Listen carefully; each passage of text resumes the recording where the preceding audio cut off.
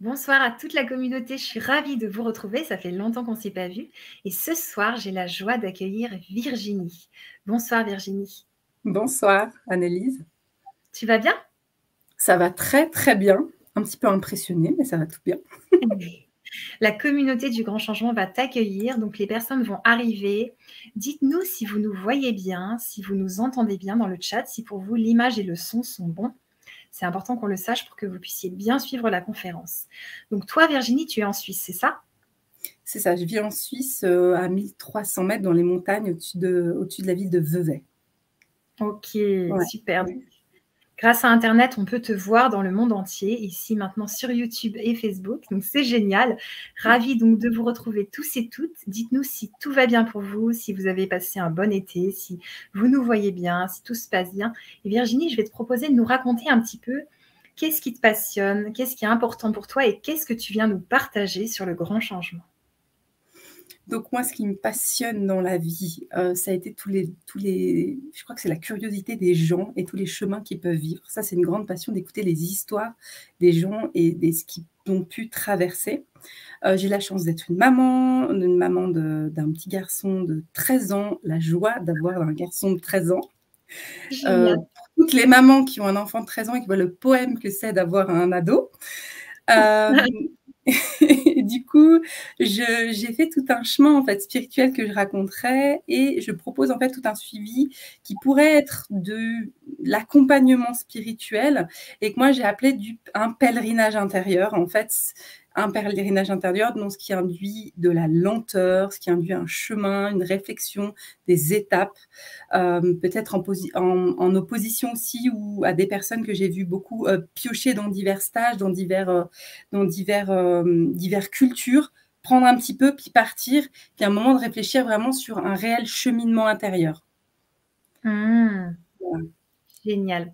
Alors, on a Safran qui est déjà avec nous, qui te dit « Coucou, namasté du Valais en montagne, pays du soleil, namasté. » Namasté. Le Valais, c'est une belle région aussi. C'est une très belle région de Suisse. Super. Alors je te laisse du coup, pour l'histoire, alors en fait, voilà, pour introduire cet accompagnement spirituel, il n'y a pas d'école d'accompagnement spirituel en soi, c'est le vécu et l'expérience. Moi, mon cheminement, il s'est fait évidemment sur plusieurs années. Enfant, je ne peux pas dire que j'ai vu des trolls, des lutins, que j'avais des voix. Ça, franchement, je n'avais pas. J'ai jamais vu ça. D'accord. J'ai eu un chemin relativement classique, avec un petit peu d'ouverture comme ça, mais pas plus que ça. Le fait est, par contre, qu'à l'âge de 25 ans, j'ai mon fameux ado qui était à l'époque dans mon ventre. J'ai eu un accouchement en fait prématuré. Donc, j'ai accouché à 6 mois de grossesse. Donc, je me retrouve au CHUV de Lausanne, au CHU de Lausanne, en urgence. Je ne comprends rien à ce qui se passe. Je vais accoucher. Donc, je ne savais pas qu'on pouvait accoucher d'un enfant de 6 mois. J'étais dans quelque chose d'un peu irréel. Donc, je pars en urgence. Voilà. Donc, en fait, mon fils, c'est un grand prématuré. Et je fais cet accouchement en ne sachant pas. Donc, j'ai fait ce qu'il appelle une prééclampsie, c'est-à-dire qu'on a une sorte de trouble neurologique qui fait que je ne comprenais pas bien ce qui se passait et j'ai fait une sorte d'accouchement un peu en crise d'épilepsie. Accouchement par césarienne, moi, mon enfant part en néonatologie et moi, je pars quasiment une semaine en fait, les soins intensifs, parce que je fais un œdème pulmonaire, soins intensifs du CHUV qui sont en sous-sol. Pendant plusieurs jours, je ne vois plus le jour, la nuit. Je suis sous morphine et j'ai la peur de ma vie. Je ne sais pas ce qui m'arrive, je ne sais pas ce qui se passe. Et là, je vois des choses, il y a des choses autour de moi, des énergies complètement folles, enfin, une sorte de peur. On est dans les soins intensifs, donc il y a des âmes comme ça ou des choses qui sont hyper lourdes en fait. Et ça, je le perçois. Je me restaure, mon œdème pulmonaire sort, et là, à ce moment-là, on prend mon lit, là, on me ramène en maternité, et là, je regarde l'infirmière, je lui dis, il y a une partie de moi qui est bloquée. Mon âme est bloquée là-bas. Il faut faire un truc. Donc, Et là, l'infirmière qui a été mais adorable, je remercie cette infirmière que voilà, je n'ai pas plus jamais revue. Elle me prend la main, elle me fait je ne connais qu'une seule prière, c'est un autre Père. Elle me fait un autre Père. Donc moi, je ne suis pas non plus catholique, chrétienne comme. Et elle me ramène. Et le fait est qu'à un moment, ça part. Je dis c'est bon, et on repart. Et là, il y a quelque chose qui se passe. Alors effectivement, voilà. Pour moi, il y a quelque chose qui s'est déclenché à ce moment-là. Dans mon cheminement après, je prends ma vie de maman. Enfin, donc j'ai une vie. Ça a été un départ de mon fiston qui a eu beaucoup de problèmes de santé. Donc je m'occupe de lui, je prends du temps. Mais le fait est que plusieurs années après, j'ai eu quelque chose qui s'est passé qui était de l'ordre pour moi, pas du don, mais plutôt de la malédiction. Je ne savais pas comment le nommer, ce qu'on appelle aujourd'hui de la transe, en fait, des transes spontanées, ce que je ne savais pas nommer. C'est-à-dire qu'il m'arrivait des trucs où si une personne arrivait, par exemple, mais je te pose les mots maintenant parce que je comprends, trop chargée ou avec trop d'énergie, ben moi, j'étais une éponge et je prenais tout et j'étais pas bien, mais je pouvais être scotchée au lit, je pouvais être dans un état où le corps convulse un peu comme ça. On pourrait apparenter aussi à des montées de Kundalini. Enfin, voilà, j'ai pas forcément tous les mots, mais d'accord. Là, je me dis, je joue quand même, je vais voir un psychiatre. Puis on fait des bilans. Je dis, écoutez, voilà ce que je vis. Il fait toutes sortes de bilans. Puis là, j'ai eu quelqu'un, mais vraiment très ouvert et d'une grande ouverture d'esprit, qui me dit, mais là, il n'y a pas de pathologie, vous n'avez pas de pathologie psychiatrique, mais au vu de vos rêves, au vu de ce que vous vivez, il y a quelque chose de l'ordre spirituel, il y a un cheminement à faire. On est dans autre chose. Donc ça, j'ai eu beaucoup de chance. Oui, tout à fait. Voilà, j'ai eu beaucoup de chance. Le fait est que la semaine suivante, je faisais des cours de djembé à l'époque. Moi, j'étais un peu, je savais plus quoi faire. Autour d'une bière, un moment très simple, je parle avec un de mes collègues de la percussion. Je lui explique mon truc. Puis là, il me dit, mais toi, ton problème là, l'espèce d'état que tu as, c'est un problème dans cette société, mais ça l'est pas dans d'autres. Et là, il commence à me parler du Brésil, du fait en fait de la religion du candomblé, de cette tradition-là, en fait, qui pratique la transe dans les rites de tambour, dans les rites, et qui, en fait, a un parcours où on apprend la transe. Donc, il vient chez moi, il me fait déjà un premier soin, puis il me dit, mais si tu veux, il envoie à l'époque, donc on était il y a 10 ans, hein, donc il n'y avait pas... Il y a 10 ans, c'était fou, mais il n'y avait pas encore WhatsApp, hein. Donc, en tout cas, on n'avait pas. Donc, on envoie ma photo par poste au Brésil. Là-bas, il y a le pai de Santo, le padre et le père qui le reçoit et qui annonce, mais il me dit une phrase dont je me souviendrai, il me dit, mais l'âme de Virginie, en fait, a besoin de se faire initier, quel que soit le chemin. Il faut qu'elle ait une initiation quelque part. La voie du Brésil est ouverte, si elle le souhaite, dans cette tradition-là. Wow. Alors, une initiation, ça veut dire quoi une initiation, Virginie? Une initiation, ça veut dire qu'il y avait besoin au sein de mon âme de suivre un parcours pour apprendre à gérer ces fameux états qui sont de la transe et du coup suivre un apprentissage de la spiritualité. Pour moi, l'initiation, c'est ça, c'est qu'il y a un véritable apprentissage sur un long cursus. Il y a des initiations bouddhiques, il y a des initiations chamaniques, mais là, c'était quand même une initiation où je savais que ça allait prendre plusieurs années. C'est un petit peu comme a eu dans l'excellent film de Corinne Sombrin, où à un moment, la chamane lui dit « tu dois faire et tu dois revenir pendant un certain laps de temps ». Il ne lui a pas dit « c'est en un voyage ».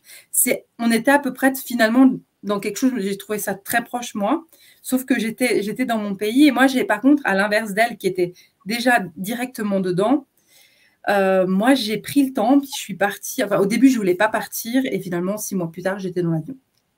Je vais au Brésil. Et je vis ma première initiation.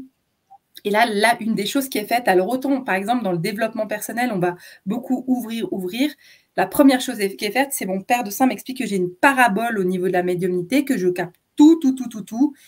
La première chose, c'est on ferme. Donc, ça m'a pris 6 mois pour fermer. Et tout doucement, au fil des années, mais on parle de 4 années, j'ai appris à réouvrir. Moyennant des bains, moyennant des fumigations, moyennant des rituels pour arriver à avoir l'énergie. Voilà. Il y a un truc que je comprends bien. Si tu fermes, Virginie, comment tu peux soigner après les autres et capter les choses? Alors, pas sur le moment. C'est-à-dire que pendant ce temps, on m'a dit, tu ne soignes pas et tu prends soin de toi. C'est-à-dire que moi, à ce moment-là, je dis pas que c'est la voie pour tout le monde, mais à ce moment-là, moi, c'était tellement que j'avais besoin de revenir sur mon énergie. Alors, il n'a pas tout fermé, il a fermé un petit peu ce qu'on pourrait, lui, il appelait la couronne, mais ce qu'il pourrait dire, le chakra coronal était trop, fallait un petit peu le diminuer pour qu'il s'ouvre. Moi, je l'imaginais comme une fleur qui doit éclore. J'ai une antenne parabolique et la fleur doit éclore. Et on était sur ça. Et du coup, ça m'a permis, moi, de monter en énergie pour après. Donc là, de toute façon, je n'étais pas en état à l'époque. Enfin, je ne savais même pas ce qui se passait pour moi. Il n'y avait pas de prétention de faire des soins. Ce n'était pas possible. Donc pendant 4 ans, et même, il m'avait demandé Enfin, c'était vraiment de prendre soin de ma propre énergie. Donc, voilà, à ce moment-là, moi, il n'y avait aucune thérapie. Voilà, ce n'était pas le moment dans mon chemin. Et là, du coup, s'ouvre le chemin et j'ai pu apprendre la transe. Et là, il y a tout un chemin initiatique. J'ai appris à prendre soin de mon énergie. Donc, il y a tout un apprentissage, mais qui est complètement individuel. Et après, au bout de 4 ans, j'ai effectivement au Brésil compris ce que c'était que de faire une transe, pouvoir le gérer. Alors, il y a différentes formes de transe. Le problème, moi, que j'avais, mon problème, c'était... j'ai fait quand je fais une transe, donc ça s'appelle, il y a la transe d'incorporation, donc il peut y avoir la transe chamanique où le corps se lâche. Moi, j'avais malheureusement le don de la transe d'incorporation où il peut y avoir un guide qui vient, qui parle, et moi, le problème, c'est que ça fait blackout entre le moment où ça rentre et la fin. C'est comme si j'avais dormi pour moi. Donc, ce n'était pas forcément gérable au départ. D'accord. Voilà, donc ça, c'était une des choses, et ça, c'est quelque chose qui s'apprend pour arriver à pouvoir supporter effectivement ces énergies-là. Et après 4 ans, effectivement, des transes de consultation peuvent se faire. Ça s'est fait un petit peu plus loin. Du coup, effectivement, dans ce parcours-là, un petit peu atypique, pour moi, en plus, qui s'est combiné avec mon mari que j'ai rencontré en Afrique. Donc, je me suis mariée en plus avec mon mari qui est burkinabé, qui ouvre aussi tout un chemin. Donc, il ne faut pas oublier que les racines afro-brésiliennes sont issues de la traite négrière et du coup, les racines de la tradition du Candomblé ou de l'Ubanda sont en Afrique. Donc, j'ai relié ces deux mondes pour moi. Donc, ça m'a ouvert aussi tout un chemin spirituel avec les spiritualités africaines. J'ai eu la chance aussi d'être dans une association qui s'appelle Prometra en France, qui travaille aussi avec les spiritualités africaines. Donc, on peut faire toute une dynamique derrière pour pouvoir, à travers les cultures, même si on a tous des cultures un peu différentes, avoir un des troncs communs et de liens avec le Brésil et l'Afrique. Donc, c'est un cheminement, il y a un long... Puis là-dedans, dans ce cheminement, je rencontre des gens, je vois des gens qui tombent, je vois des gens qui se lèvent, je vois des gens qui vont à droite, qui vont à gauche, je vois des gens qui viennent en soins. Enfin, il y a tout ça. Puis à un moment, je me suis dit, au bout de 10 ans, je me suis dit, ben voilà, maintenant, il est temps que j'accompagne des gens pour dire, je sais ce que c'est que d'avoir une autre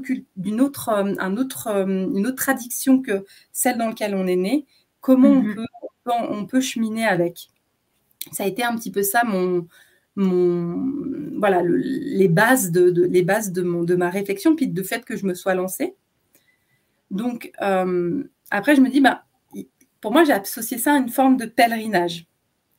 C'est-à-dire qu'il y a un chemin, ça marche, on avance, et il y a des étapes. Et c'est ce que j'ai appelé le pèlerinage intérieur. Et je peux faire aujourd'hui de l'accompagnement pour une personne, mais même si elle me dit, voilà, j'ai envie de réfléchir parce que j'ai envie de m'initier dans... je ne sais pas, une tradition des chamans péruviens que je ne connais pas forcément, dire, OK, c'est quoi les questions avant de partir?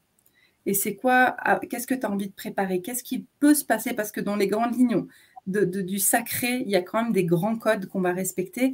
Comment préparer la personne à entreprendre un chemin? Comment accompagner? Et après, ça peut être aussi dans des traditions locales, hein, ça peut aussi te faire des cheminements ici.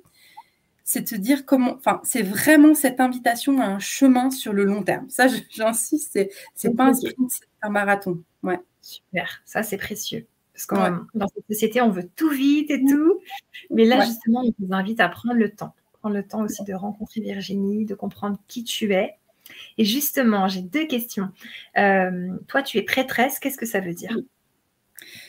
Ça veut dire qu'au fil de mon chemin, à un moment, j'étais ordonnée et j'ai eu l'initiation pour devenir ce qui s'appelle donc le nom Yarodisha, c'est mère de saint, c'est-à-dire que j'ai reçu l'initiation, comme pourrait l'avoir un prêtre catholique, j'ai eu un grade pour dire, OK, ben, à partir de là, ça valide le fait que je peux accueillir en fait des personnes je peux accueillir dans cette tradition-là des personnes qui ont besoin de soins, qui ont besoin d'accompagnement, que je peux donc faire ces cérémonies de transe. Là, c'est marrant parce qu'être prêtresse, c'est être prêtresse, c'est pas être prêtre. Puis on a encore cette vision très c'est ancré dans nos cellules en tant qu'Européens, Français, Suisses, hein, le prêtre qui est un homme, qui est sorti de la société. Et moi, je suis une femme prêtresse, donc j'ai aussi un mari, j'ai aussi un enfant. Et voilà, c'est assez confrontant aussi. Puis j'ai une vie, j'ai un travail. Enfin voilà, c'est aussi d'être dans la société. Vraiment le prêtre dans cette tradition-là, que ce soit moi ou au Brésil, il est encore ancré dans la vie. Il n'est pas en marge de. C'est pas un moine bouddhiste, voilà, c'est autre chose. C'est comme tout à l'heure, tu me disais que les chamans, là maintenant, on voit le chaman comme quelque chose de grand, de spirituel, et pour atteindre des choses un petit peu, tu vois, énormes, alors qu'avant, il amenait la pluie, il amenait des choses simples. Est-ce que tu peux nous parler un petit peu de ça? Alors là, je vais vous parler de mon père de saint. C'est vraiment, on vient le consulter parce que, enfin, on venait le consulter parce que, déjà, on peut avoir des problèmes physiques. On peut avoir, c'est des choses très ancrées dans la vie quotidienne. Et ça, c'est les spiritualités africaines ou même la pensée animiste. On est très pragmatique. Hein. On ne va pas demander. Je crois que j'ai jamais vu quelqu'un qui demandait une élévation spirituelle à mon père de saint. Mais par contre, il pouvait être malade. La personne pouvait avoir des problèmes de couple, pouvait avoir des problèmes de tension au niveau du travail ou ne pas arriver à trouver du travail. Qu'est-ce qui se passe derrière? Des choses très pragmatiques, très concrètes en fait. Et après, là, moi, mon père de saint était au Brésil, mais c'est vrai que s'il avait été plus en campagne, il aurait pu travailler avec les agriculteurs, les bêtes, voilà, pour que les récoltes soient meilleures. Ok. Alors, ma dernière question, après, je te laisse poursuivre ta conférence parce que j'ai trop de questions, alors ça fuse dans ma tête. Est-ce que tu accompagnes les gens? C'est ton travail quotidien d'accompagner les personnes pour vivre des trans et tout? Ou est-ce que tu as aussi d'autres travaux? Alors, moi, j'ai un travail très ancré, très concret. Je fais une partie dans la communication et l'informatique. C'est ce qui me maintient dans ma vie réelle, ce qui me maintient bien enracinée. C'est-à-dire que je sais ce que c'est que d'avoir un patron qui nous embête, je sais ce que c'est que d'avoir des collègues, je sais ce que c'est de se chamailler à la machine à café. C'est OK. Mais au même titre que j'ai un mari, c'est là où cette posture de prêtre ne te met pas au-dessus. C'est-à-dire, je sais ce que c'est que d'avoir des problèmes de couple, je sais ce que c'est que d'avoir un ado, je sais ce que c'est que de changer des couches. C'est toutes ces choses. Voilà, très concret. Donc, effectivement, j'ai un travail, j'ai un petit pourcentage. Par contre, je ne travaille pas à 100% parce que j'ai effectivement un temps qui est réservé sur les aspects de la spiritualité. J'ai besoin encore de cet équilibre des deux, moi, actuellement. Donc, après, dans ma partie spirituelle, je vais accompagner des personnes dans leur cheminement. Ok. Et par rapport, donc, on a des gens qui arrivent, on va répondre aux questions par la suite. Ouais. Par rapport aux gens du Grand Changement, est-ce que tu reçois sur Zoom et par téléphone? Quasiment tout est fait à distance. Ouais. Okay, même la plupart du temps, parce que en fait, il s'avère que j'ai peu de gens qui sont autour de moi. J'ai tout développé. Je vis en Suisse et la plupart de mes contacts sont en France. Donc, j'ai développé effectivement à distance et ça a bien marché avec les derniers mois qu'on a traversés. Ça, du coup, voilà. Moi, je pense qu'il y aura des choses en présentiel, mais dans plusieurs mois.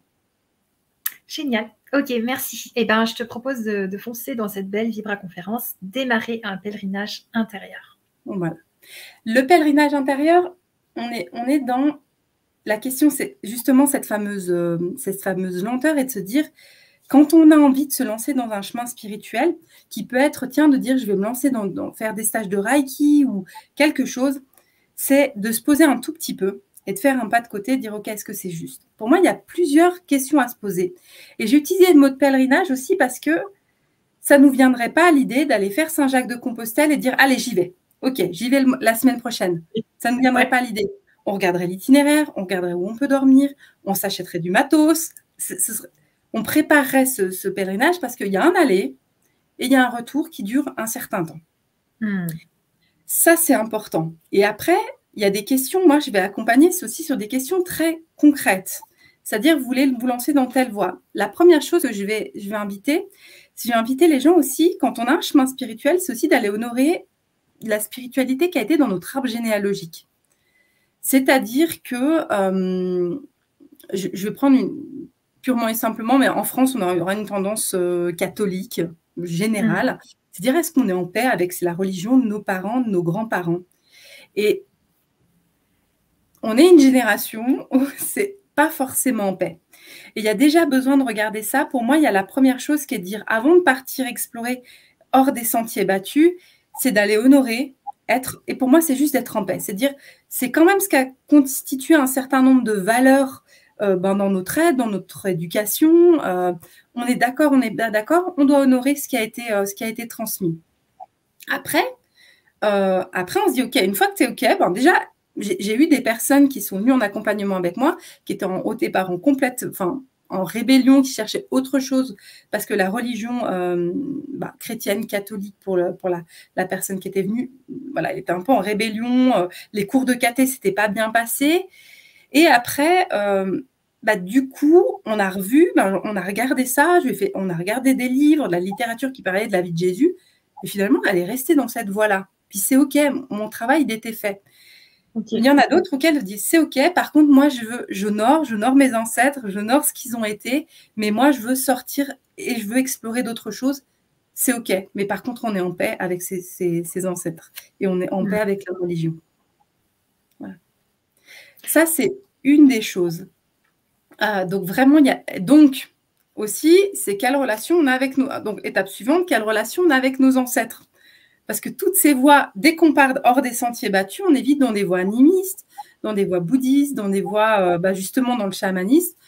Que ce soit sud-américain ou africain, on est dans le culte des ancêtres. C'est-à-dire que les défunts sont... En Afrique, on dit les morts ne sont pas morts. OK. Ils sont là pour nous soutenir, c'est des guides aussi. Et on doit aussi respecter. Puis c'est souvent plus facile d'honorer un archétype haut qui va être, je ne sais pas, je vais dire Bouddha, mais c'est plus facile d'avoir quelque chose qui est archétypal, quand même du père protecteur, que d'aller dire, je respecte mon grand-père, mais je savais qu'en fait, il picolait un tout petit peu et qu'il n'a pas été sympa avec ma grand-mère. Mais à un moment, d'aller faire la paix avec ça, c'est aussi un chemin de dire, OK. Alors, je différencie l'ancêtre qui est l'ancien qui est encore là, et excuse-moi, l'ancien qui est le grand-père qui est encore vivant, et l'ancêtre qui est le défunt. Ça, c'est une notion très Amérique du Sud, vraiment pays du Sud. Et là, il faut déjà essayer d'honorer ces anciens, les respecter. On a vu combien ces derniers mois, il y en avait besoin. Et et c'est important quand même d'aller les voir, et c'est important que même si mamie, elle radote et que son gâteau, il n'est pas bon, quand même de garder le lien, parce que ce seront nos ancêtres plus tard et nos protecteurs. Donc ça, c'est important d'avoir cette dimension-là. Et Dieu sait que ma grand-mère est bavarde. Je ne pense pas qu'elle suive ses conférences, mais Dieu sait qu'elle est bavarde. Attention, elle va t'entendre. Ouais, c'est ça. Voilà. Et après, dire, c'est ce cheminement aussi de dire, on est en paix déjà avec sa famille, on rétablit ça. Donc, on n'est même pas encore parti là. Enfin, on n'est pas parti géographiquement, mais on est déjà parti dans son intérieur. Trouver la paix avec, je vais être très dure, hein, mais comment on trouve la paix avec un grand-père incestueux ou un père incestueux qui est parti? C'est un cheminement, parce qu'après, c'est comme on est, il n'est plus là, son âme, son incarnation n'est plus là. Comment on trouve la paix avec la partie défunte? Ça, c'est un cheminement. Je ne dis pas que ça pardonne, je ne suis pas dans le... Voilà, on doit trouver quelque chose sur où il est maintenant, établir une communication pour poser la paix. Respecter, honorer la paix, parce que quand bien tout ce qu'il a fait, il a transmis la vie pour être là, et ça, on doit l'honorer. Donc, il y a ce cheminement aussi avec les parents, les défunts, puis là, après, dire, OK, je continue à avancer, et du coup, où est-ce que j'en suis dans ma relation avec, aussi honorer mon chemin vis-à-vis de la vie quotidienne. C'est-à-dire, je suis une maman, j'ai envie de devenir nonne, ou je suis un papa et j'ai envie de me retirer dans un monastère pendant 1 an. Là, c'est pas possible. T'as des enfants, quoi. Enfin, je ne sais pas si vous connaissez l'exemple d'Alexandre Julien, mais qui était tellement touchant. Il est parti dans sa famille, je crois au Japon, je m'excuse pour le pays, et il a été isolé pendant plusieurs semaines pour faire de la méditation. Donc, Dieu sait qu'Alexandre Julien est quelqu'un de spirituel. Et à un moment, il a taillé une nuit, il a pris un taxi, il a rejoint sa famille. Ouais. Et il le dit avec beaucoup d'amour et beaucoup d'humour. Mais oui, parce que c'est un père de famille, puis c'est son chemin spirituel, en fait, c'est normal. Est-ce parce que peut-être qu'à un moment, s'exclure de sa famille quand on a encore des enfants en bas âge, c'est pas le moment. S'ils sont adultes, c'est une autre période de vie. Hein. S'ils sont majeurs, vous voulez faire 6 mois dans un ashram, c'est OK. Mais à un moment, quand vous avez un enfant de 7 et 8 ans, bah, c'est pas OK. C'est pas, enfin, moi, je soutiendrai pas ça, j'irai, à moins que ce soit, voilà, mais moi, c'est pas un respect. Faut composer aussi avec les aides qui sont autour. Et au même titre que dire, je sais pas si justement tu veux partir ou t'initier, où j'ai pu avoir un exemple de quelqu'un qui voulait partir faire de l'ayahuasca au Pérou, mais en même temps, sa femme était terrifiée. Et en même temps, c'est dire, ouais, mais en même temps, il faut prendre, au lieu de partir, on prend le temps, on explique, on chemine, parce que partir pour laisser l'autre dans la terreur, alors je sais qu'on a tous notre chemin individuel, qu'on ne doit pas vivre dans la dépendance des autres, mais quand même, il y a au moins la famille, les proches, ça doit se faire en harmonie. Et moi, je recommande même, si on veut se lancer dans un chemin spirituel, mais que toute la famille est compte, donc là, la famille proche, hein, j'entends le conjoint, la conjointe, les enfants en bas âge, ça doit être compatible avec ça. Si on a un adulte, on peut, voilà. Et si on a en tension avec les parents, ça peut encore se gérer, mais que ce soit fait en accord et en harmonie avec le tout petit cocon familial. Sinon, je dirais, c'est peut-être pas le moment, on attend encore quelques années, ça se fera peut-être un autre moment où il y a peut-être d'autres voies. Ça, c'est une autre partie d'accompagnement. Dans ce cheminement-là, une fois qu'on est décidé, on va... Donc, moi, je vais accompagner le chemin qui est celui du choix de la personne. Après, ou alors la personne, elle aura trouvé son guide spirituel. Moi, je vais toujours insister sur on reste ancré, on reste là. C'est-à-dire que moi, c'est bien gentil que je sois prêtresse, mais en fait, moi, mon ado, à 20h, il a faim. Et puis, c'est pas qu'il a faim, c'est qu'il a faim, tu vois. Vraiment, il a faim. C'est OK, ça veut dire que je peux faire une cérémonie, mais ça doit s'ancrer sur, OK, c'est tablé. Et le lendemain de la cérémonie, je dois revenir, c'est-à-dire que je jongle entre ma vie profane et ma vie sacrée. Et pour pouvoir jongler entre ma vie, donc le sacré, le moment spirituel, le profane, c'est le quotidien. Voilà. Et ça, il faut être hyper, et je parle d'enracinement, et d'un enracinement profond et qui se travaille. Ce n'est pas que quelques minutes, c'est vraiment un travail du quotidien, de la connexion au corps, pour être là, présent, et dire, une fois que j'ai fait le moment spirituel, ce n'est pas le lendemain, je reviens percher, je dois être présente pour ma famille. Ça, c'est aussi important. Du coup, il y a une des choses, alors là, ça va introduire une des approches pour être enraciné. Du coup, j'ai introduit un petit peu l'atelier, si ça va pour toi. Oui, carrément. D'ailleurs, je vais mettre le lien de l'atelier dans le chat pour les personnes qui aimeraient nous suivre lors de cet atelier qui sera peut-être sur Zoom ou sur StreamYard, on verra. Donc, soit du chat écrit, soit en vidéo. Vous pouvez nous voir et on peut vous voir. Donc, ça peut être vraiment chouette, l'atelier de Virginie, dont elle va nous parler maintenant. Alors, du coup, c'est une des premières bases pour moi, pour l'enracinement, pour voir son cheminement. Quand on fait un pèlerinage intérieur, on n'est pas comme on va faire justement Saint-Jacques-de-Compostelle, où on chemine et il y a les paysages qui sont autour, il y a une sorte, on voit le cheminement qui est parcouru. Quand on est chez soi, justement, quand on chemine déjà intérieurement, on ne voit pas le chemin, on ne voit pas les progrès, c'est compliqué. Et la première chose qu'il faut que j'introduise, c'est très rapidement, c'est d'écrire et témoigner. Et une écriture de soi à soi. Donc, on dépasse, on va devoir dépasser, oui, mais je fais des fautes d'orthographe, moi aussi. Oui, mais je ne sais pas écrire parce qu'on n'était pas bon en français. Tel n'est pas le but. Si on sait tenir un stylo, si on a un peu de papier, ça joue. Si une personne en situation de handicap, ce que j'ai lu aussi, ne pouvait pas, je lui demandais de faire de l'enregistrement, de s'enregistrer, vraiment une autre manière. Mais il y a cette notion d'écriture pour acter du chemin qu'on a parcouru et après, en plus, développer une communication de soi à soi. Puis c'est ça dans l'atelier, c'est donc l'atelier, hein, comment développer sa médiumnité par l'écriture. Donc, on développe une forme d'intuition. C'est quelque chose qu'on va entraîner. Donc, c'est comme, pour moi, ça reste dans le pèlerinage. C'est quelque chose, si vous me dites, au bout d'une semaine, voilà, j'ai fait 3 textes, il n'y a rien qui sort. Ouais, ok, il n'y a rien qui sort. Dans 3 mois, on en reparle. C'est un entraînement d'arriver à poser une communication de soi à soi. Alors, on se parle très facilement dans la cuisine tout seul, on parle tout seul. C'est autre chose de dire, je me pose une question et je vois ce qui vient par un processus d'écriture intérieure et d'arriver à me poser les bonnes questions, d'arriver à m'interroger et d'arriver à me dire, bah voilà, ça peut être la question de où je me situe, qu'est-ce que j'ai envie de faire en ce moment et de voir ce qui vient et d'entraîner de voir ce qui vient.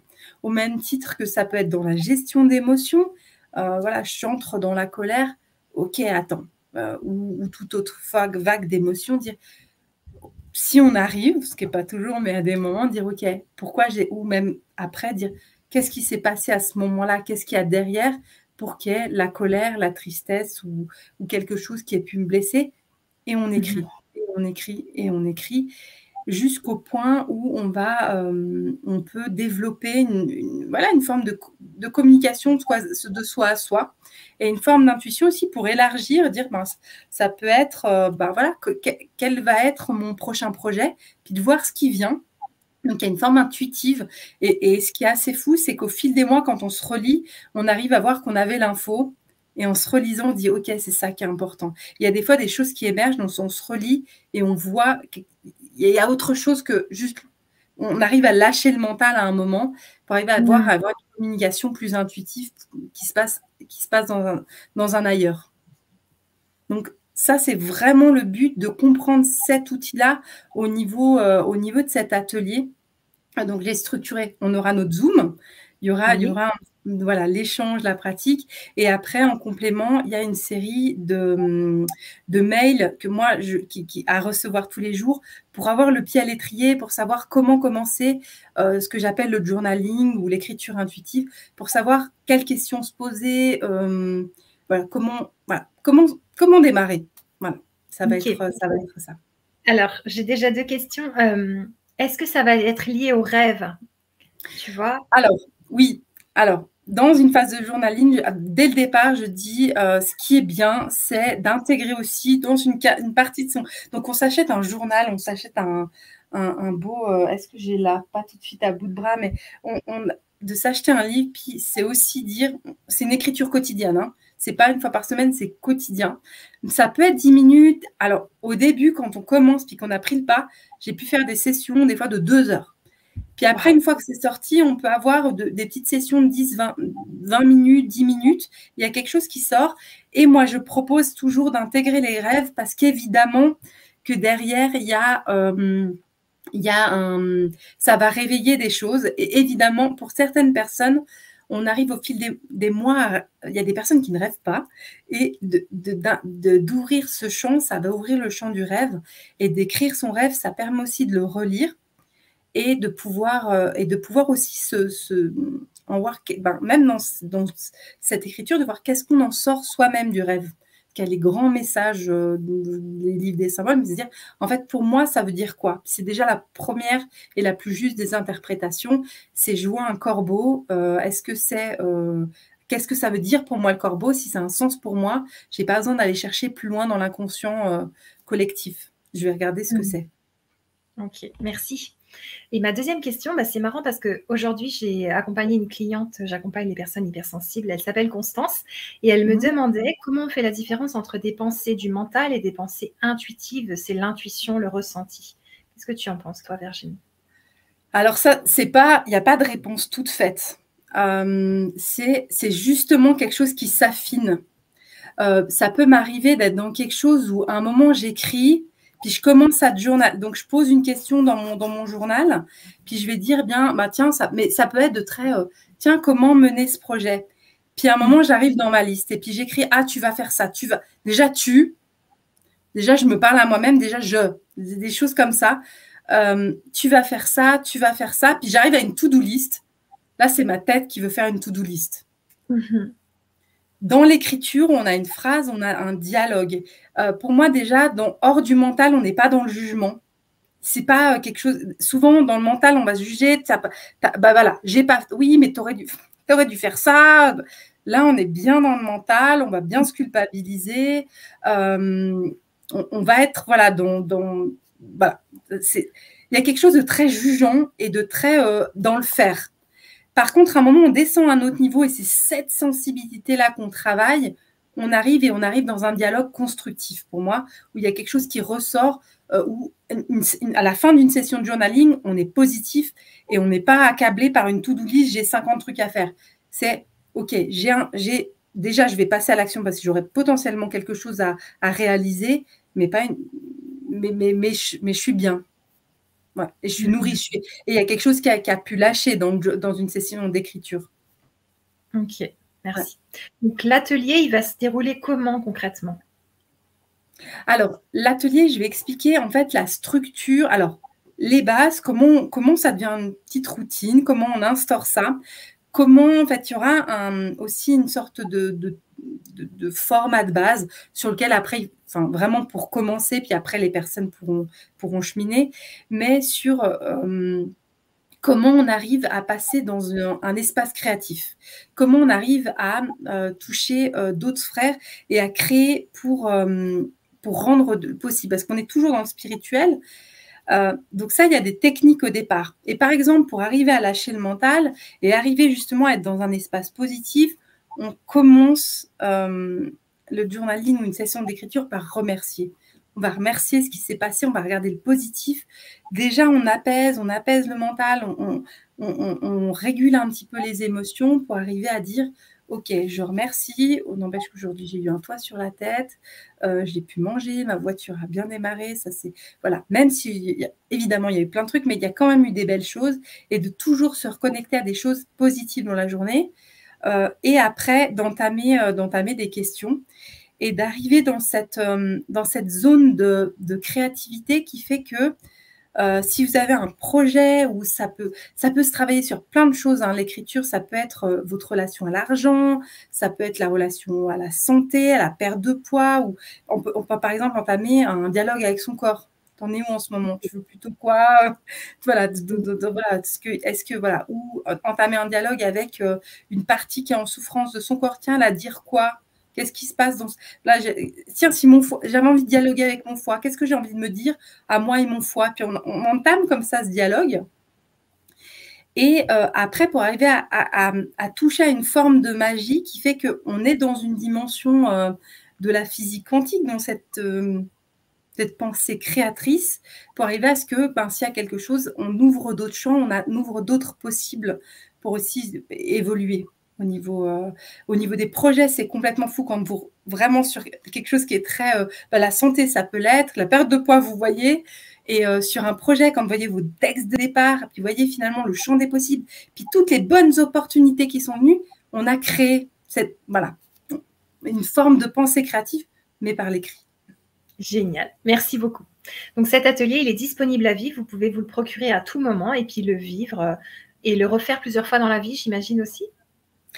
Oui, c'est bien de faire des petites piqûres de rappel. Moi, ça m'arrive. Puis j'ai eu beaucoup de plaisir à préparer l'atelier. Il est déjà structuré. Aussi pour revenir sur... J'avais oublié, moi, j'avais réoublié de faire mes gratitudes. J'étais non, mais attends, on revient. Oui, c'est important. Puis surtout, en fait, alors moi, ma recommandation, c'est comme le sport. Je ne sais pas si ça vous est déjà arrivé. Vous aviez une petite routine de sport. Vous partez en vacances et vous revenez et vous n'arrivez plus à vous y remettre. Le Ouais. journaling, ça peut arriver, ça peut être la même chose, puis en fait, on sait qu'on doit le faire, puis on l'a en tête, puis finalement, ça devient plus alourdissant qu'autre chose. Alors, regarder l'atelier, ça remettra en routine pour dire comment tu reprends, comment on se remet le pied à l'étrier après une session de, justement, des vacances où on a oublié d'écrire. Voilà, ça c'est où on n'a pas eu besoin, où il y a eu trop, où on ne pouvait pas pour reprendre. Ok, super. Donc, je remets le lien dans le chat. Bonsoir aux personnes qui nous rejoignent. Et on va reprendre le fil de la Vibra-conférence. N'hésite pas à reparler de l'atelier s'il y a des liens à faire dans tout ce que tu nous racontes de passionnant. Donc, démarrer un village intérieur. Intérieur. Donc là, je vais revenir sur cette notion de... En fait, justement, le journaling semble dans une démarche qui est l'enracinement. Et je dis toujours, enfin vraiment, c'est cette base profonde. Donc là, je vais accompagner sur... mon expérience fait que c'est pas uniquement 5 minutes. Et les derniers mois, je veux même pas dire quoi, mais les derniers mois qu'on a vécu, les montagnes russes, on pouvait passer, papa. On est tous, je crois qu'on a tous été dans nos montagnes russes, ça allait pas, ça allait pas. À un moment, on était en bas, t'appelles ta là, ça va, t'es en haut, t'es en bas. Mais vraiment. Et à un moment, de dire, il faut être un petit peu plus lisse. Et du coup, c'est pas que 3 minutes à penser que j'ai des racines sous les pieds qui arrivaient à maintenir ces montagnes russes. Et là, j'ai fait tout un travail sur comment on arrive à garder le cap. J'ai regardé sur un moment les aspects créatifs. Je crois que tout un chacun a de la créativité, ça doit prendre une forme, ça peut prendre par le dessin, ça peut prendre par le chant, mais il y a besoin d'aller explorer une partie de créativité. Pour moi, c'est quelque chose qui doit être vital, mais l'écriture étant une forme de créativité. Et après, il y a aussi la dimension du corps. On ne peut pas, il n'y a pas de spiritualité qui va vous dire, je ne crois pas qu'il y ait de spiritualité, où on va vous dire, c'est tout bon, on mange des pizzas tous les soirs en buvant des bières et en regardant des séries à profusion sur des chaînes sur Internet, qui est une véritable évolution spirituelle. Il y a un besoin de se nourrir sur tous les plans et notamment de prendre soin de son corps, prendre soin donc mais ça veut dire qu'à des moments, comme je dis, moi, à la première, le corps, c'est quelque chose de fragile. Ça, c'est quelque chose où je dois être vigilante, où si j'ai ma petite routine, je pars en vacances, c'est pas évident pour moi de revenir. Donc, je dois être vigilante. J'ai cette côté de revenir dans le corps. Il y a des moments où j'ai besoin de la créativité, j'ai besoin de peindre. Alors, on est d'accord, je ne suis pas du tout une artiste. Je vous montre mes dessins, vous trouverez, on me dirait super, Virginie. Mais c'est pas grave, pour moi, je l'ai fait. Tu vois, je l'ai fait et il y a quelque chose qui se vit. J'ai un exemple très touchant. Donc, j'ai mon ado qui allait avoir 13 ans. Donc, donc on est dans la relation mère-fils. Et à un moment, je ne savais plus comment entrer en com avec lui. Je ne savais plus comment faire. Et justement, je me suis dit, moi, je vais passer dans mon processus intérieur, je vais le peindre. Okay. Et j'ai peint mon fils de manière abstraite. J'ai fait des collages, j'ai écrit à l'intérieur. Donc, j'ai passé une journée entière et j'ai écouté, je m'étais fait une playlist uniquement de musique que lui écoute. Donc, de son univers à lui. Wow. Et ça fait finalement un grand tableau. Donc, voilà. Je l'ai emballé pour son anniversaire. Donc, mon ado, qui est en plein rebelle, je lui ai offert pour son anniversaire et je m'attendais à... Voilà, mais il était au bord des larmes au moment où il l'a reçu. Il avait une véritable émotion et il y avait plein de petits détails de collage, puis on a regardé pourquoi. Et il y a un moment, ça permet moi, ça m'a enraciné la relation pour moi avec mon fils parce qu'à un moment, il a perçu l'énergie qu'il y avait dans cette créativité. Wow. Le dessin, on est d'accord, c'est pas un Van Gogh, c'est pas un truc, mais entre lui et moi, c'était beau. Et du coup, il l'a dans sa chambre. Il y a cet objet-là. Et cette notion-là de la créativité, moi qui s'exprimait par dessin, mais qui peut être le chant, qui peut être d'autres choses, la notion de l'écriture, l'intuition, il y a la notion aussi de méditation, mais comment on l'introduit? Parce qu'il n'y a pas tout le monde qui peut se poser. Il n'y a pas tout le monde qui peut faire de la méditation pendant 1 heure. Du coup, je l'ai aussi combiné à ce que j'ai appelé la décharge. C'est-à-dire que si vous êtes au début d'un burn-out, sincèrement, méditer, la plupart des gens qui sont au début de burn-out, par exemple, qui ont perdu leurs racines, la méditation, c'est sincèrement, moi, j'ai pas vu de personne en burn-out qui arrivait à se poser plus que 5 minutes. Et en fait, oui, ils sont 5 minutes assis, mais en fait, ils sont en train de faire. Et en fait, il y a une telle charge mentale que j'accompagne aussi. La décharge et l'enracinement, ça se passe par de la danse. Je leur dis, mais tu te fais de la musique à fond, tu mets de la musique tribale et tu danses comme une folle pour... On y va et on parlera de la méditation un peu plus tard, ou en tout cas, on regardera. Et la dernière chose, pour moi, le lien avec la nature, pour l'enracinement qui est important. Et ça, c'est tous des aspects qu'il faut garder comme une hygiène de vie, où la nature qui peut prendre plein de formes. Hein. Ça ne veut pas dire que tout le monde aime se promener en forêt. Hein. Il y a des gens qui m'ont dit, moi, j'aime pas la nature, j'aime que le désert. Ok, bon, c'est déjà une forme de nature. Bah, ok, on va regarder ça. Ou ça peut être une personne, on a commencé, je dis, ok, ben, t'aimes la nature, voilà, alors, il y a tous les rennes, dans la nature, il y a l'eau, ça peut être d'aller se baigner dans la rivière, ça peut être d'aller se baigner en forêt. Tu me dis, non, mais moi, c'est impossible. Je dis, ok, mais il y a un renne, il y a le renne animal, le renne végétal, il y a le renne des humains, c'est aussi la nature. S'il faut, tu vas te promener en ville.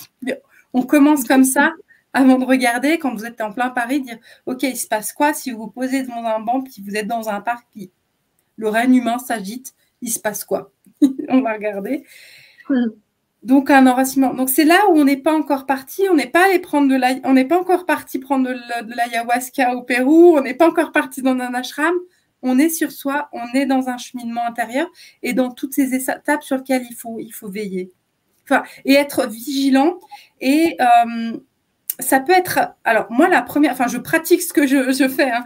Ça peut être de dire, ben, là j'ai bien fait, je suis bien en médite, mais où je me suis un peu perdue. Ben, comme j'ai aussi une vie à côté, hein, je peux avoir trop d'un côté dans mon travail, je me dis, ok, j'ai perdu le corps, ok, là je le sens pas, ben, l'écriture va être importante, ou justement le dessin, et puis le corps reviendra, mais toujours de rester en contact avec le contact avec la nature, mon corps, ma créativité, et la communication de moi à moi, donc mon intuition. C'est vraiment, on pose et puis après on choisit. Ouais, ok. Donc, alors, comment on démarre un pèlerinage intérieur? On commence par quoi? On commence par se poser beaucoup de questions. Beaucoup de questions, ouais. Mais si on s'en pose déjà trop des questions, c'est ça. tu vois, les gens alors, pensent ouais. genre, moi je connais bien ces gens-là. Alors, il y a un équilibre pour moi qui va se faire. Alors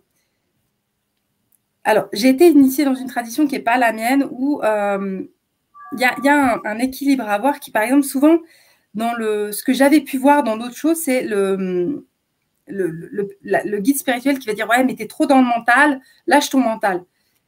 Moi, c'est bien gentil, mais vous me dites de lâcher mon mental. Je suis là, qu'est-ce qu'il veut par le mental? C'est pas possible. Par contre, c'est dire, on va poser toutes les questions justement dans le journaling. À un moment, c'est aussi de la décharge de dire, posons toutes nos questions, essaye de trouver une communication ou d'être dans. Et à un moment, on voit quand on a posé toutes les questions, et à la limite, on les écrit toutes, il y a un moment où on se dit, ok, c'est bon. Et il y a un moment où ça lâche. Mais par contre, il peut y avoir des questions fondamentales ou des peurs qui peuvent être là, et ça, c'est important d'y répondre. Ouais. Ok. Donc, on démarre par le pèlerinage intérieur. Le pèlerinage intérieur, on démarre par ces questions. Où est-ce qu'on aurait envie d'aller déjà, dans les grandes lignes? Où est-ce qu'on a envie de faire? Et on commence par s'enraciner. On est ici dans la matière. À moins que vous vouliez devenir moine bouddhiste et vous retirer dans une grotte, c'est super. C'est un autre chemin. C'est un pèlerinage, un véritable. Il y aura des personnes. Mais si le pèlerinage intérieur, on est enraciné parce qu'on est encore mère de famille, parce qu'on est encore, on a encore un travail, parce qu'on est encore dans la matière, on est encore dans la vie. Donc, on commence par être bien présent ici et maintenant. Sinon, ça décolle et puis on est là-haut, puis c'est super. Mais le retour maintenant et puis assumer sa vie, c'est compliqué. Merci.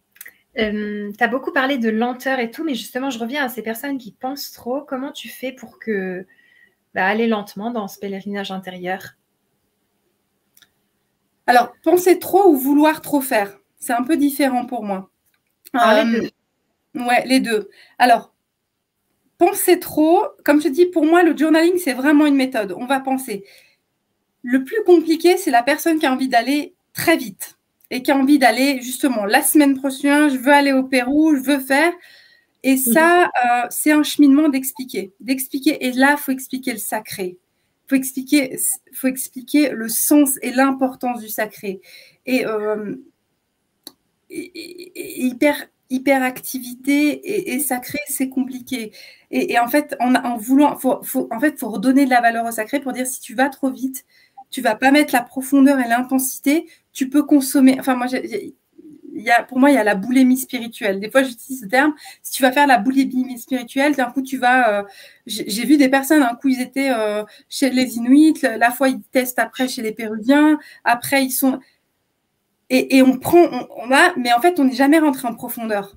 Tu vois, le truc de dire, pour rentrer dans une culture qui n'est pas la nôtre, hein, il faut du temps, il faut rencontrer les gens, il faut rencontrer la culture, il faut potentiellement apprendre la langue de la culture en tout cas, des bases de la langue qu'on va appréhender pour rentrer en contact direct avec les gens. Parce que je suis désolée, mais sans la langue, on n'a pas un véritable contact. On le voit, hein, je refais référence au film avec Corinne Sombra. À un moment, évidemment, elle a une traductrice, évidemment, ça ne se fait pas, mais elle fait l'effort d'apprendre le mongol. Enfin, c'est aussi un respect vis-à-vis des gens sur place. Et respecter leur rythme, parce que de toute façon, c'est que des traditions qui sont lentes. Et quand on vous ouvre la porte pour vous accueillir dans une spiritualité, on respecte le tempo, on respecte la personne qui accueille. Il y a une lenteur. On ne devient pas chaman en 3 week-ends. Je suis désolée, on ne devient pas chaman en 3 week-ends. Ouais. Okay. C'est un sacerdoce, hein. Ouais. Il y a cet engagement. Un engagement, oui. Par exemple, on parlait tout à l'heure des drogues, l'ayahuasca et tout ça. Qu'est-ce que tu en penses? Est-ce que tu as déjà fait des expériences par rapport à ça et tout? Alors, c'est très à la mode. Je vais vous donner 2 exemples. J'ai eu un exemple, une personne qui était venue me voir en consultation. En fait, c'était un monsieur, il en avait marre de sa femme qui buvait trop, il ne savait pas comment s'en sortir. Du coup, il s'est dit qu'il voulait partir au Pérou prendre de l'ayahuasca. Donc là, on dit, OK, tu reproches à ta femme de vouloir trop boire, et du coup, toi, tu vas prendre de la drogue pendant une semaine. C'est ça. On va poser. Alors, je vais énormément respecter les plantes, mais au même titre que je ne fume pas parce que je respecte trop la plante du tabac. C'est pas possible. C'est-à-dire qu'il y a un véritable... En fait, chaque plante a son incantation, chaque plante a son chant. Au même titre que le cannabis, pour moi, ça ne se consomme pas. Je suis faite hyper dure et hyper dure, c'est une plante particulière qui a des incantations qui sont très fortes, qui demandent une rétribution. Enfin, c'est des plantes, quand on connaît après le règne végétal, il faut une personne qui a été initiée depuis longtemps. Il y a des chants. Alors, dans mes expériences, j'ai eu une fois. Enfin, je me suis pas aventurée dans cette voie-là parce que j'ai fait avant de faire mon initiation au Brésil. Donc, le problème, c'est que moi, vous me mettez sous ayahuasca avec quelqu'un qui n'a pas trop la capacité de récupérer. Je me suis mis à convulser, je suis partie à droite à gauche. J'ai dit, OK, je ne refais pas. Voilà, à ce moment-là, parce qu'en même temps, ce n'était pas le bon cadre pour moi et que la personne, elle n'était pas à même de pouvoir me gérer.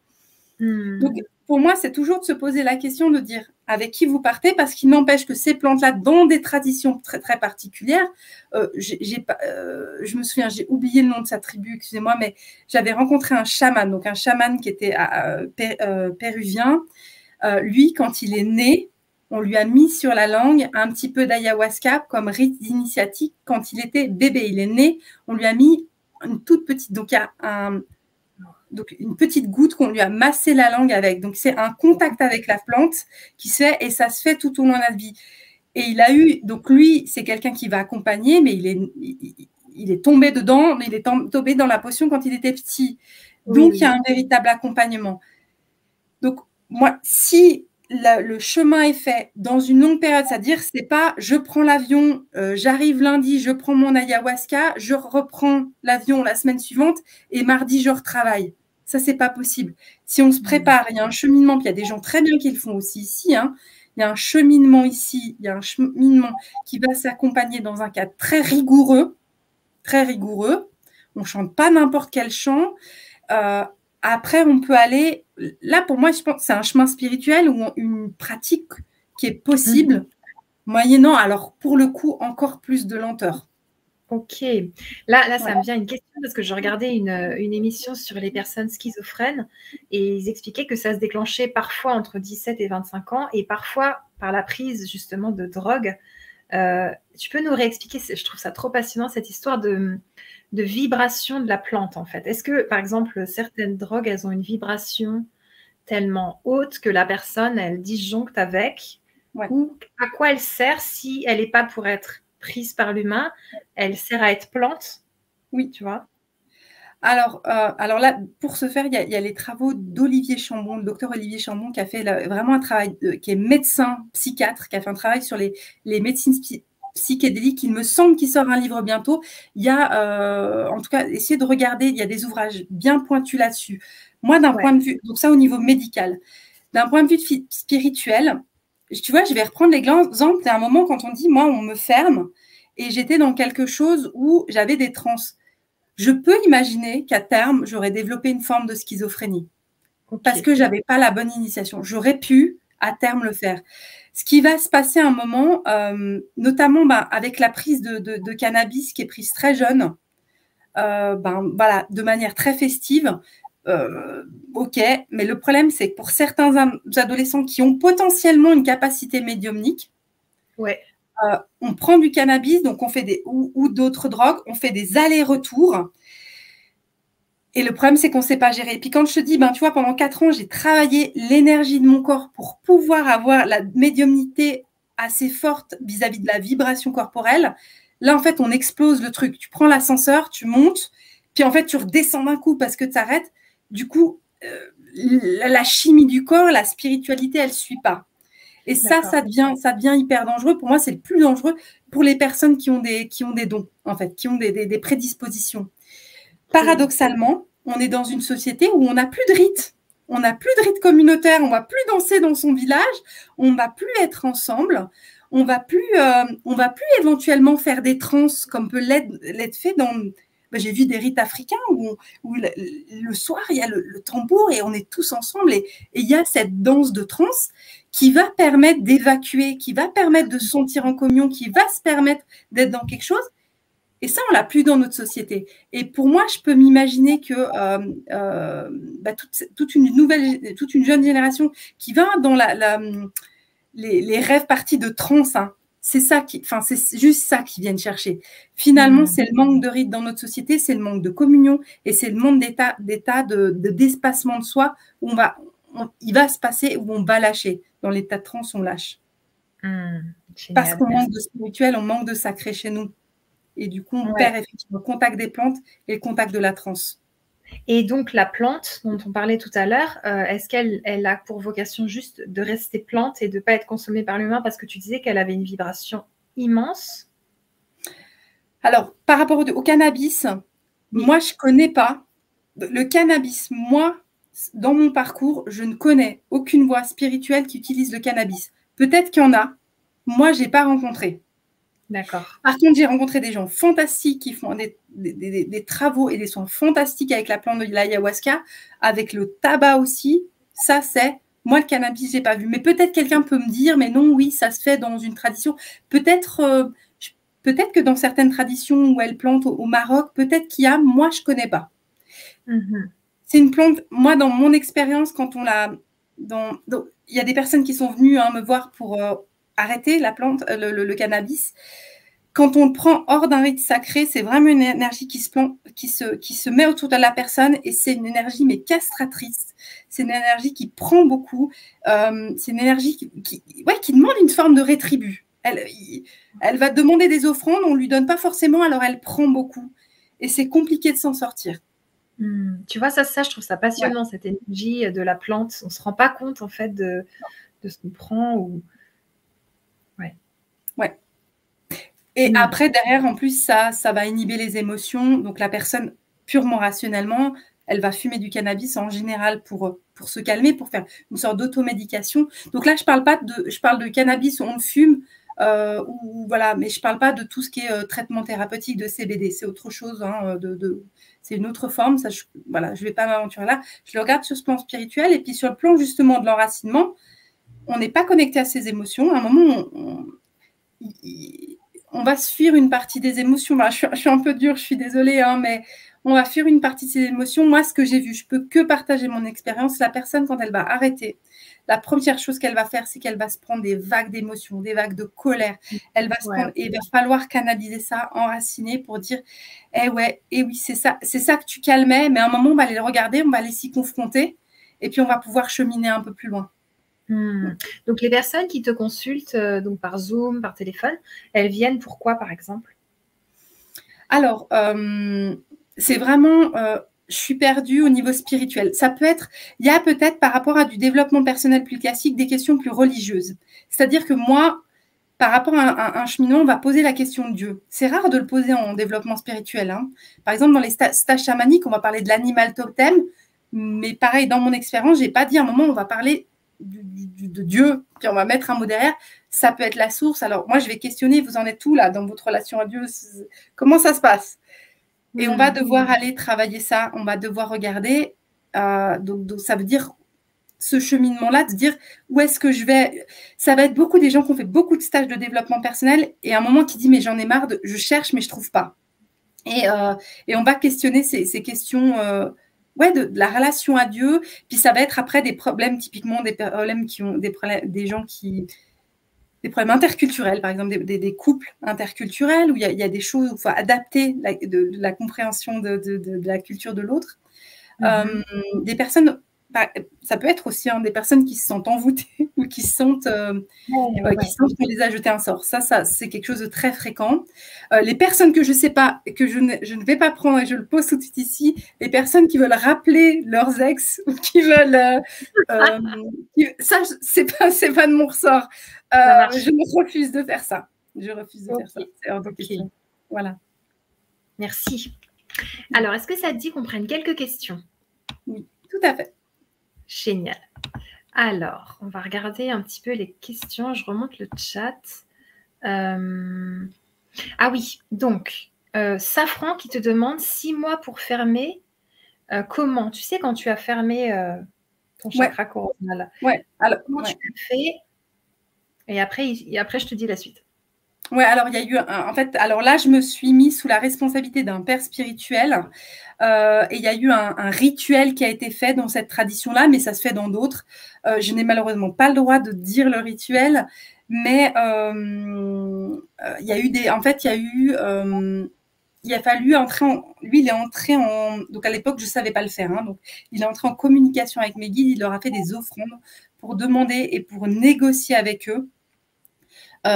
Pour dire que il a établi un dialogue, il a dit c'est trop compliqué là on appelle une fille pour votre enfant là, il faut arriver à fermer. C'est un chemin initiatique pour savoir le faire. Ouais. Ok, merci.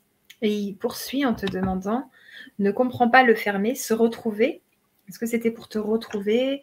Alors, c'est ça, c'est ce que j'essaie d'expliquer. C'est vrai que le mot fermer, il est un petit peu fort, mais c'est vraiment de filtrer pour se retrouver, oui, parce que c'est ce que je dis, c'est au lieu de capter l'ensemble de toutes les chaînes, de toutes les témoins, de toutes les émotions de tout le monde, c'est dire, je reviens à moi, je reviens à mes émotions. Donc, bien sûr, c'est se retrouver. C'est se retrouver. Et après, une fois qu'on est aligné avec soi-même, qu'on est enraciné, on peut s'ouvrir aux autres. Ok, super. Alors, on a Nat qui te demande. Bonsoir, que veut dire une montée de Kundalini et quelle manifestation? Alors, une montée de Kundalini, alors je ne l'ai pas moi spécifiquement dans la tradition où je suis, il n'y a pas ces mots-là.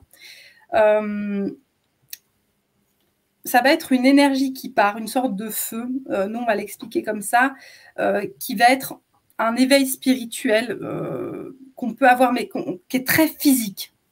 Et en fait, on a une sorte de vibration d'énergie qui part du bas de la colonne jusqu'au haut.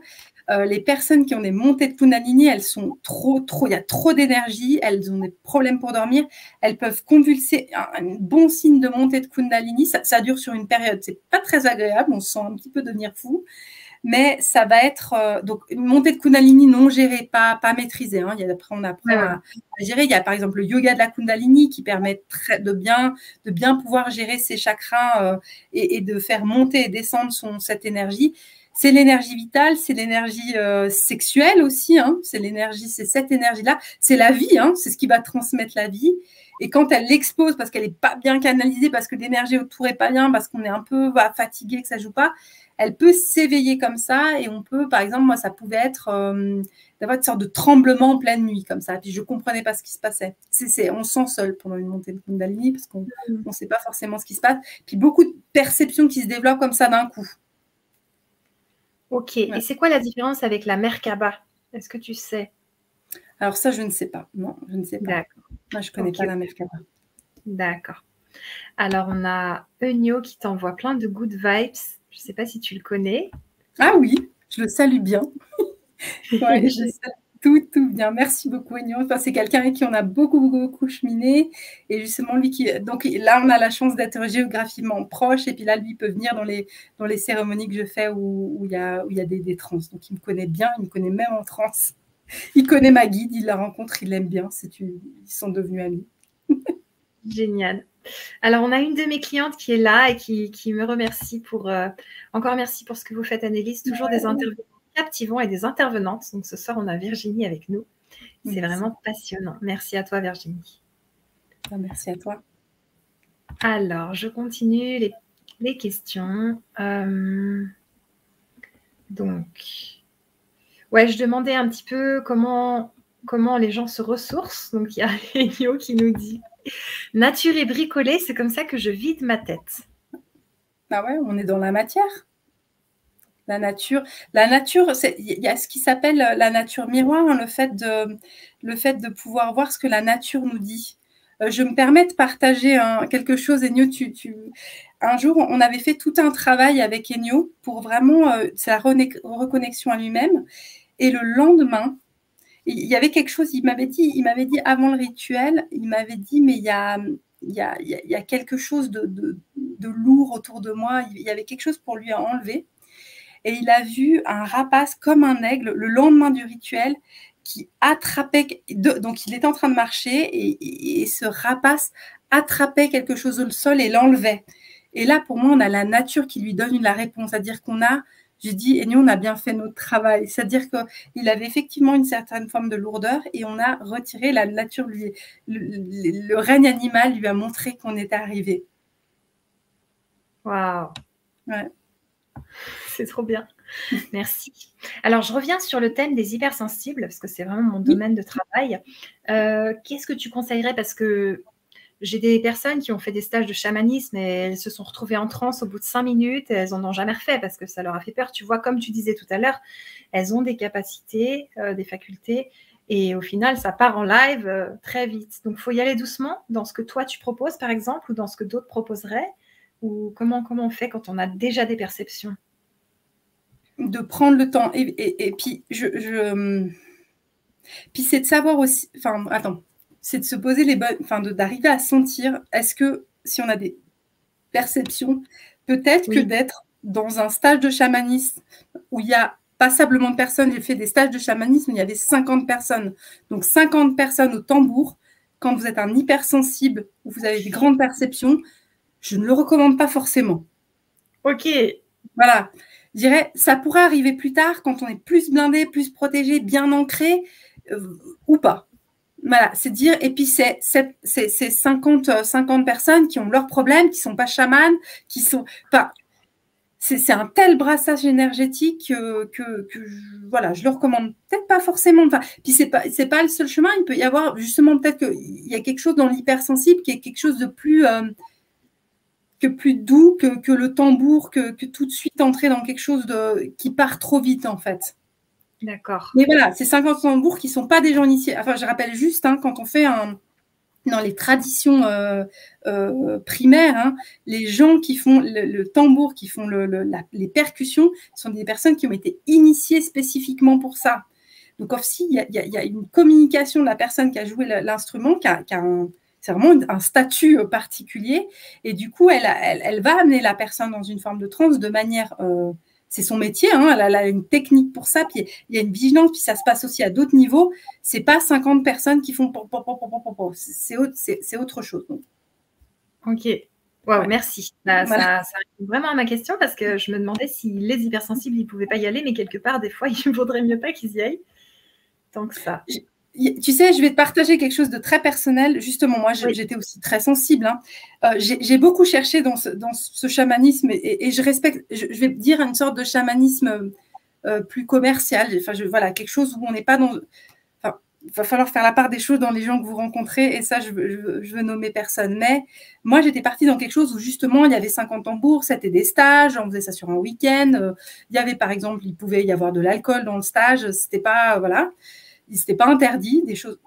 Et en fait, je revenais du stage, j'en ai fait un. Après, je suis allée chez mon thérapeute pour qu'il me rattrape les énergies. J'y vais une deuxième fois, il me rattrape les énergies. Puis à un moment, il me dit une question, il me dit, mais ça sert à quoi que tu ailles faire le stage et qu'après, tu payes la séance pour que je te rattrape? N'y va pas. Et il m'avait mis une gifle. Et en fait, c'était juste. Et sur le moment, je suis là... un peu grognon, tu vois, mon ego en avait pris un coup parce que je trouvais, cela dit, c'est des ambiances super géniales, il y a des belles rencontres qui se font, c'est toujours très beau, mais moi, ça ne me correspondait pas. Et de dire, si tu n'es pas bien prêt, c'est un indicateur. Ok, super. Donc, Enyo, il te précise, pas de problème, tu peux tout dire, et que c'était une colombe en plein vol. C'était une colombe en plein vol, alors voilà. Ouais. Donc, c'était une colombe, donc, l'Esprit Saint, hein, dans la symbolique collective, ouais. Super. On a Lionel qui est là, qui dit bonjour à toutes et tous. Super votre échange. Je me réjouis de pouvoir le visionner depuis le début. Merci beaucoup, Lionel. Aussi que je salue au passage. Ouais. Alors, on a une question de Momo. Alors, bonsoir à vous. Beaucoup de chamboulements en ce moment. Je pense que c'est un éveil, mais ça cause des maux de ventre juste sous le nombril. Merci. Bonne soirée. C'est difficile de répondre comme ça sur une phrase, hein, Momo. Je n'arriverai pas à te répondre comme ça parce qu'il faudrait qu'on ait un véritable dialogue de dire, je dirais, tu vas vérifier chez le médecin, est-ce que tout va bien, hein, c'est bête et méchant de dire, est-ce que tout va bien. Après, on peut regarder, qu'est-ce que c'est pour toi le nombril? Est-ce que tu as des rêves? Quel chemin tu as? Quelles origines tu as? Il y a tout un dialogue qui peut se faire. Moi, je ne pourrais pas répondre comme ça en quelques lignes. Ce ne serait pas juste. Ça marche. Alors, Nat, il te répond. Merci beaucoup pour l'explication. Merci. Ok, donc Momo, tu l'encourages à aller plutôt voir un médecin et peut-être te contacter aussi par la suite. Voilà, il peut éventuellement me contacter ou contacter un thérapeute à côté de chez lui s'il a une personne de confiance. Ça, c'est possible d'essayer de voir. Voilà, c'est possible. Sur mon site internet, on trouve donc ça s'appelle donc yalodisha.com.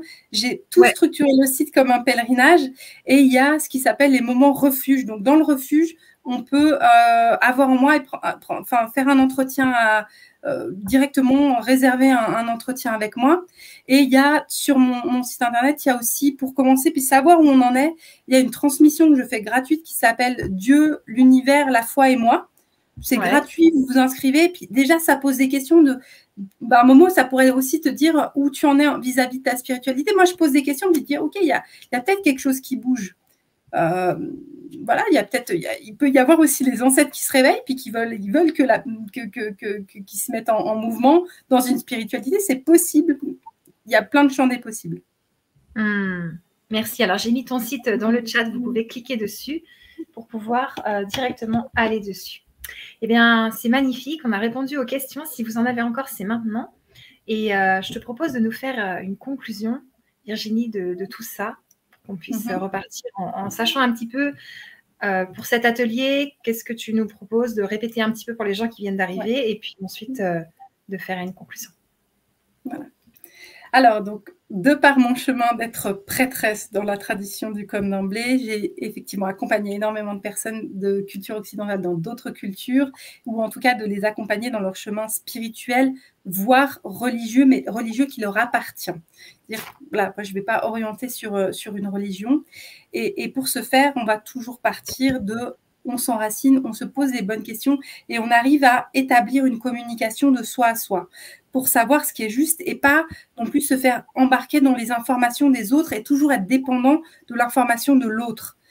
Et ça, c'est un travail qu'on a à faire, qui est un travail d'écriture, qui s'appelle le journaling, ou l'écriture intuitive, où on va établir une communication, un entraînement pour dire se poser les questions et arriver à se trouver des réponses, avoir un autre angle, arriver à se poser. C'est une forme méditative hein, pour les récalcitrants. Moi, j'ai commencé par ça parce que j'arrivais pas à méditer du tout.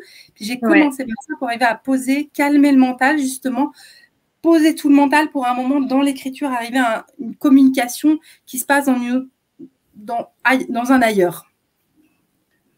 Voilà, et on reste concret. C'est la matière, on écrit avec du papier, un stylo, on reste dans la matière. Génial. Voilà. Donc, on se retrouve pour cet atelier. En cliquant sur le lien, vous pouvez donc vous le procurer et nous retrouver dans quelques jours. Et puis, vous pouvez le revivre à plusieurs moments. Merci beaucoup, Virginie. Donc, je te laisse. Merci beaucoup, Annelise, pour ton accueil. Merci pour toute la chaîne du Grand Changement. Merci pour votre accueil. Je t'en prie. Merci beaucoup à toi et à très bientôt. À très bientôt, merci.